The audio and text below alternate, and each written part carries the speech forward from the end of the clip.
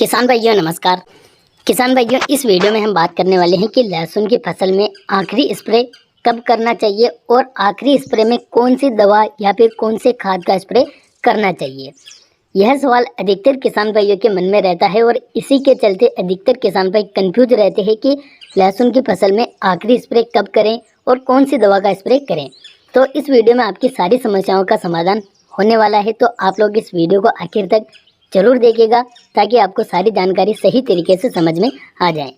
किसान भाइयों, आपसे एक और निवेदन रहेगा कि जो भी किसान भाई चैनल पर पहली बार आए हैं या फिर जिन किसान भाइयों ने अभी तक हमारे YouTube चैनल को सब्सक्राइब नहीं किया है, तो सबसे पहले चैनल को नीचे दिए लाल अक्षर के सब्सक्राइब बटन को दबाकर चैनल को सब्सक्राइब करें और उसके पास में आए घंटे के निशान को जरूर दबाएं ताकि आगे भी इसी प्रकार की नई नई जानकारियाँ आप लोगों को मिलती रहे।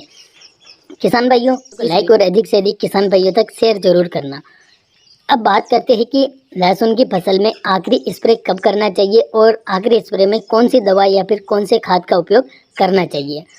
तो देखिए किसान भाइयों, लहसुन की फसल में शुरुआत से लेकर उसके हार्वेस्टिंग तक कई प्रकार के स्प्रे हमें करने पड़ते हैं, लेकिन लास्ट में कौन सा स्प्रे करें यही इसी सोच के कारण किसान भाई कंफ्यूज होते हैं। तो जब आपकी लहसुन की फसल 80, 90 या फिर 100 दिन के आसपास हो जाती है, तो उस टाइम पर लहसुन की जो है तीसरी अवस्था चल रही होती है, मतलब अंतिम स्टेज में लहसुन चल रहा होता है। तो उस समय पर लहसुन की फसल में कई प्रकार का पीलापन भी आता है और इसके अलावा लहसुन में कंद भी बन रहा होता है। तो अब किसान भाई क्या करते हैं कि इस पीलापन की समस्या को देखते हुए उसमें कीटनाशक फंगिसाइड का स्प्रे करते हैं। तो देखिए किसान भाइयों, जब लहसुन की फसल 90 या फिर 100 दिन की हो जाती है, तो उस समय पर लहसुन की फसल में पीलापन आता ही है। चाहे आप लाख कोशिश कर लो, उसमें पीलापन आएगा ही आएगा, क्योंकि जो ऊपर की पत्तियों में रस होता है वो धीरे धीरे कंद में जाता है ताकि कंद बड़ा हो। तो जो भी रस धीरे धीरे नीचे जाएगा वैसे वैसे पत्तियाँ ऊपर से सूखती जाएगी। तो उस समय पर आपको इतना ज़्यादा घबराने की ज़रूरत नहीं है, पत्तियाँ थोड़ी बहुत पीली पड़ेगी। अब बात करते हैं कि कौन सा स्प्रे उस समय पर हम कर सकते हैं। तो 90 से 110 दिन के बीच में लहसुन में आखिरी स्प्रे करना चाहिए। तो आखिरी स्प्रे में या तो आप NPK 0050 और बोरान का स्प्रे कर सकते हैं या फिर प्लांट ग्रोथ रेगुलेटर का स्प्रे कर सकते हैं। बहुत सारे किसान भाई लहसुन की फसल में जब 90 दिन की होती है तो उस समय पर NPK 0050 और बोरान का स्प्रे कर देते हैं। तो अब उसके बाद में आप अंतिम स्प्रे में प्लांट ग्रोथ रेगुलेटर का स्प्रे अगर आप करना चाहते हैं तो कर सकते हैं। प्लांट ग्रोथ रेगुलेटर के रूप में आप सिजेंटा कंपनी की कल्टार, ताबोली या फिर घाटा का चमत्कार का स्प्रे भी कर सकते हैं और BSF की लियोसिन का स्प्रे भी आप कर सकते हैं।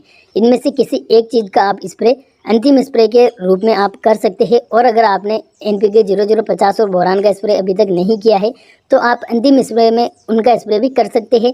अगर आप करना चाहते हैं तो ही प्लांट ग्रोथ रेगुलेटर का स्प्रे करिएगा, वरना अगर आपकी इच्छा नहीं है, आपने पहले कभी स्प्रे नहीं किया है, तो आप इस बार भी प्लांट ग्रोथ रेगुलेटर का स्प्रे मत कीजिएगा। आपका आखिरी स्प्रे NPK 0050 और बोरान ही रहना चाहिए।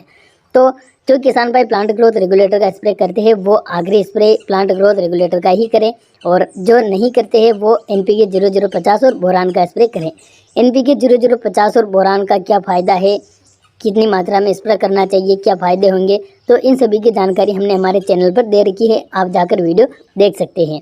और प्लांट ग्रोथ रेगुलेटर के बारे में भी हमने जानकारी दे रखी है, और अधिक जानकारी आप चाहते हैं तो कमेंट करके पूछ सकते हैं, हम नए वीडियो के माध्यम से उसके ऊपर अलग से वीडियो में जानकारी दे देंगे। तो किसान भाइयों, आज के इस वीडियो में बस इतना ही। उम्मीद करता हूँ यह जानकारी आपको पसंद आई होगी।